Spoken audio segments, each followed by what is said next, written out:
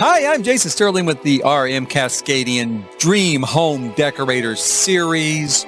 Of course, right now we are at the Greener Acres season, and we are at the Festival of the Snow in whatever that place is called, Komorebi.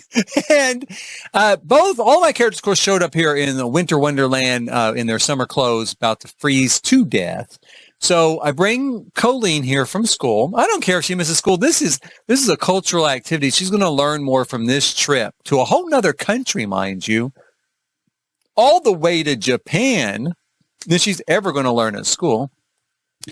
And so I have everyone change into their winter clothes. And what do you know, of course, Trey and Patrick's winter clothes somehow are the shirts from the Sim Sessions. So I don't know what happened there, but okay. Hopefully they don't freeze to death. They shouldn't, because it is, set as their winter clothing. So we go down here. We're going to check out what there is to do. I have Colleen running along. And of course, poor little William, poor little toddler legs, carrying him as fast as he can. He's not here quite yet. Trey is crazy for his ball anymore. Trey's always crazy for his balls, but even more so than normal. Have them all go to the vending machines to get a purchase. Patrick gets some coffee, grab some coffee there. Trey gets some real winter clothes.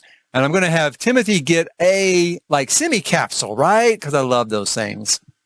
My son really liked those. They were one of his favorite things when this first came out. So he can't get it out. It's stuck. And I'm like, yeah, use your muscles. Get the damn thing out. Shake it. Hit it again.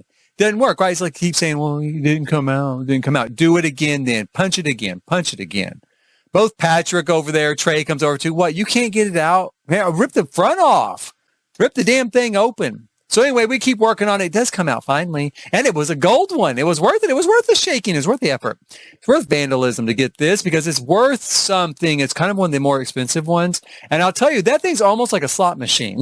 You just put money in it. You will always come out ahead. The house always loses. You will always win. My son made a huge fortune off of just getting semi-capsules.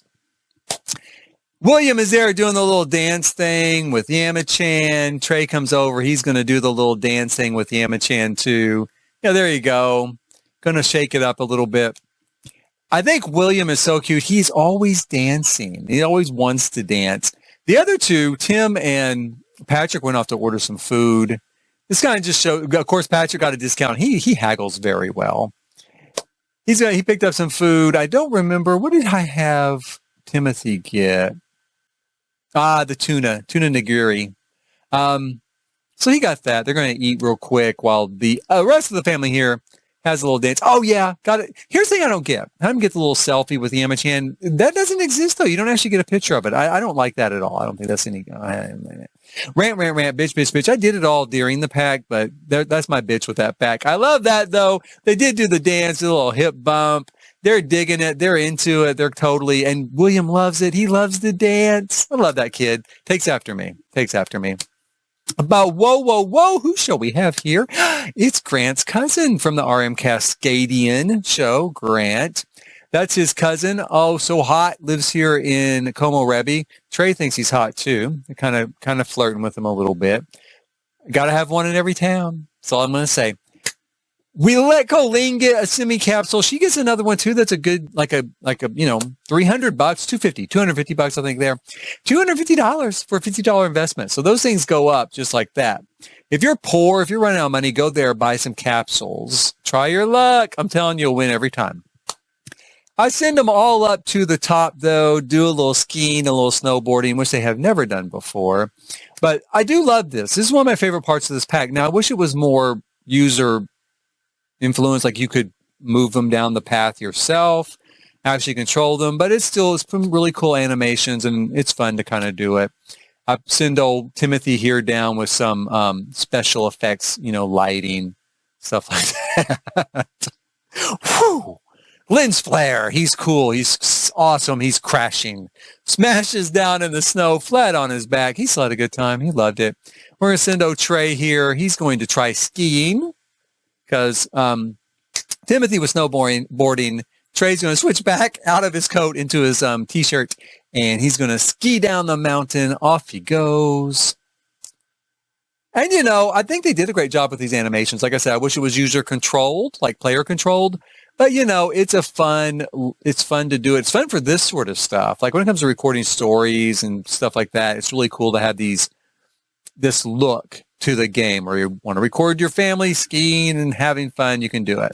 They all went down. I think these are the only two I actually include here. He crashes on his back too. But of course, he gets up. He's like, look at me, like he's a stud. I'm like, dude, you crashed. You landed flat on your back. And you want to sit here and I'm a stud. Yeah, sure.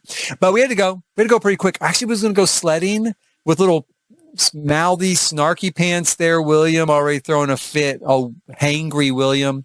But it was time for him to have a nap. It was time for him to go home, get something to eat, lay down in bed, stop being so cranky. So we head home.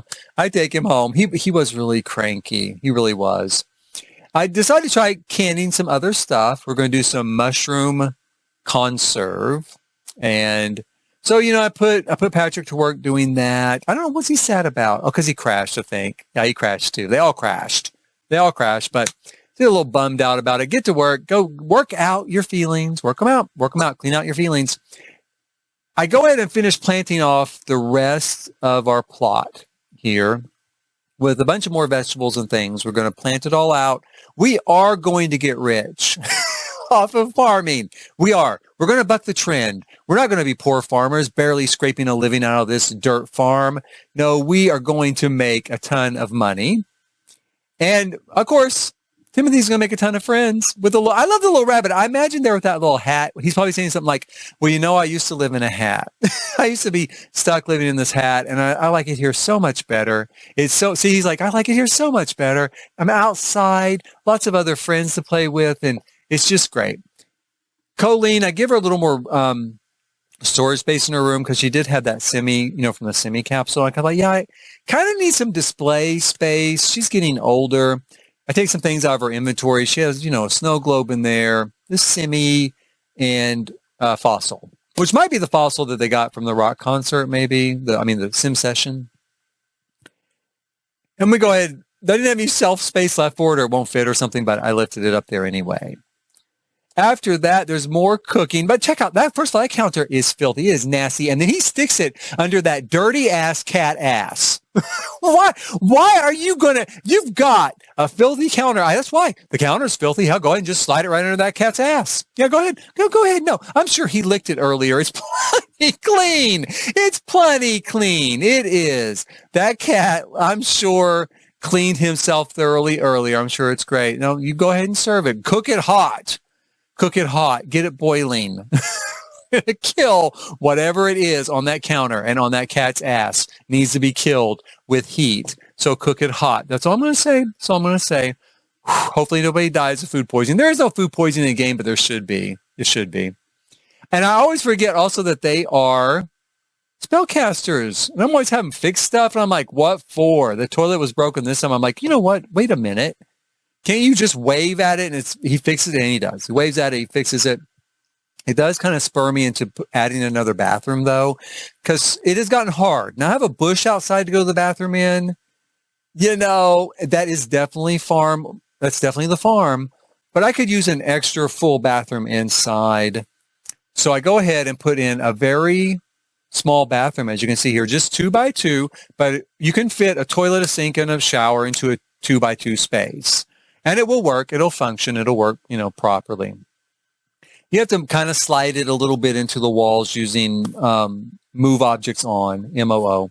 But it's really not that big a deal. And I think this is kind of realistic because a lot of times in small, tight spaces, I mean, you'll find someone who will fit a bathroom into like a closet. You're like, damn. You know, or like in a tiny house, really, where it's like the bathroom, toilet, everything just on top of each other. So I did put that in there. Kind of made it an ensuite for the master bedroom, a more private ensuite, and still left access to the larger bathroom for guests. Although guests will use that one as well, I'm sure. And it worked as you saw there. And as you see here, finally, Patrick's in there cleaning up that dirty counter. Yeah, wait till after you cook. It's going to get dirty anyway. Just wait till after you cook and then clean it. There's the shower working. I've been surprised. William and Timothy kind of get along really well. They really seem to like each other a lot. Tim's probably like, come on, son. Son, I call him son. Kid, come on. It's raining out here. Let's get inside. They go inside. Now, here's the deal. I had to go ahead and start turning chickens into meat because they were getting older, and I was afraid they were going to die, and I wasn't going to get anything for their death. I was afraid they just died, and death comes and gets them. Then I don't get nothing. I get no money. So I'm like, maybe if I trade them for meat, then I'll get the money from the meat. So that's what I did. I started putting some more eggs in to be hatched, trade some chickens for the meat so I can get the money. And probably someone's going to tell me, and I'm sure it's true, I probably could have just sold just the chicken and gotten the same amount, but it's not realistic. Not really. No one's going to buy an old chicken, an old nearly dead chicken for the same amount as the meat. Right? Right. We came to visit some other people here in Hinford. This is a gay couple, McMillan, the McMillans. And I loved them. I loved this family. Okay. And I gave them a son, and I built them this house, 14 Narnia Lane, which coming up, I'll show why I call it that. But I built them this house, and we came over here to get to know them. Because I do love that couple. They're gay, obviously. I do love this couple, and they're just so hot. They're so hot. I'm not kidding. I'm lining them up right now. When I say the gay free love commune, we're going to fuck both these guys. We are too. All three of them and those two, it's going to be a big pit. So, I had to come over and get to know them first though, because they're old fashioned. They don't use Grindr. They've got it, and they know what it is and how to use it. I don't buy that old folks trope of, technology. I've never seen anything like that. They're with it. They're with the times. They know what's going on. These two really dig each other. And so they've got it, but they're not going to do that. That's tacky. They're just not going to do it because it's tacky. It is kind of tacky. They're just not going to do it because it's tacky. They want you to come over and get to know them first. Know their name. No, they're not their screen name. Not 2-for-1 Hinford on Bagley. No, not that. Their real names. So, because they're old fashioned. So I tried to see if maybe the rabbits were home here in the little rabbit house. They're not home. I was going to bring them out for poor little William there to have something to do, play with, but they're not home. But William does hop up in the chair there and kind of rock around like crazy. And he's dancing. He's always dancing. He doesn't need music. Toddlers have their own internal music in their head. He's dancing all the time. He's going to be a dancer. I'm going to turn him into a dancer. That's going to be his aspiration in life, one of them. Because he's already set it out for himself. So he climbs up there, and the three kids are outside rocking. I love rocking chairs. I need a rocking chair in here. The three kids are outside rocking, having a good time. Look at him. He loves it. I am glad they can let toddlers use the rocking chair. Thank God. And kids, but especially toddlers. Now, here's why this is Narnia Lane. That's a wardrobe, and it's a magic wardrobe. Just like in the Chronicles of Narnia, which I love. It's one of my favorite books, set in England, of course. So I had to do something to kind of memorialize it, homage. And I set this up so that when you click on a certain corner of it, you can travel to the magical realm, right? And the backstory is that, the estate that was here burned, and the only thing that survived the fire was that wardrobe and that wall that it was next to, right? So the McMillans kept it right where it was, outdoors. And then kind of set up a little play area for their son, and then the son discovered, of course, the kid discovered that you can enter the wardrobe and travel to another place. So that's 14 Narnia Lane. Patrick here is upstairs with William. William's keeping everyone entertained. Patrick is seeing things the rest of us can't see, I guess, because he's just kind of staring into space. Back at home. We, okay, so, from the first season, Trey has a doppelganger, and the other Trey is unknown twin. And my first thought was I was going to have the two of them hook up. And they went on a couple of dates, but let's have them hook up, maybe get married, and Trey could marry Trey, and would that be so cool? I didn't go that route. I went with Patrick, because Patrick's a better person than Trey. Trey deserves Patrick more than he deserves himself. So, but in this case, I thought, maybe Timothy should hook up with this Trey. So I send him over to the high fashion penthouse in San Myshuno. Miss One is there. Miss One is leaving. He's not going to have time for this. He's not here for autographs. And they're kind of hitting it off, right? They're kind of hitting it off. I'm very enthused. I can't get them to seal the deal. He's like, well, look at him. He's like, I got a huge pocket rocket right now. It's ready to blast off. So romantic. I can't get them to seal the deal. They won't actually go someplace and woohoo, so I don't know what's wrong. I don't like figuring it out either. I don't know what's wrong. Maybe they just kept dropping it or something. I have no idea.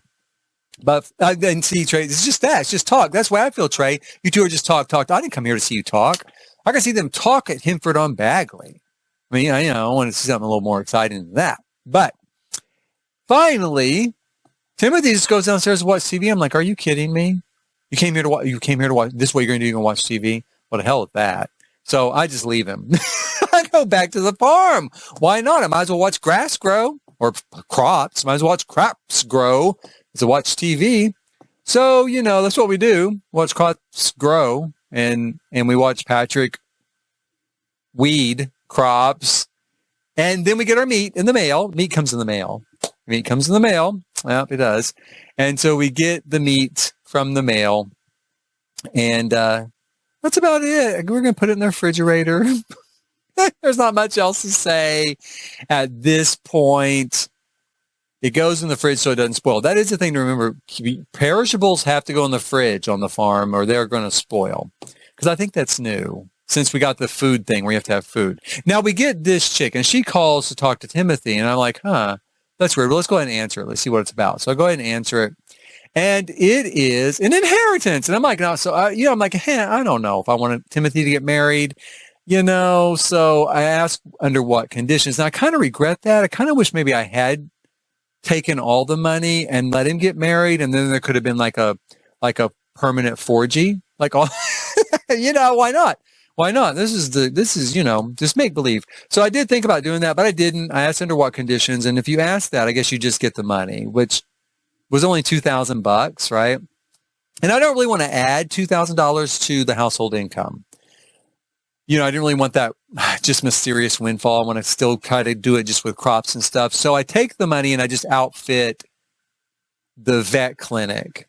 Now, when eventually I sell the vet clinic, when they move back to Maishuno or wherever they go next, yeah, we'll get that money back. But by that point, though, I'm not really concerned about only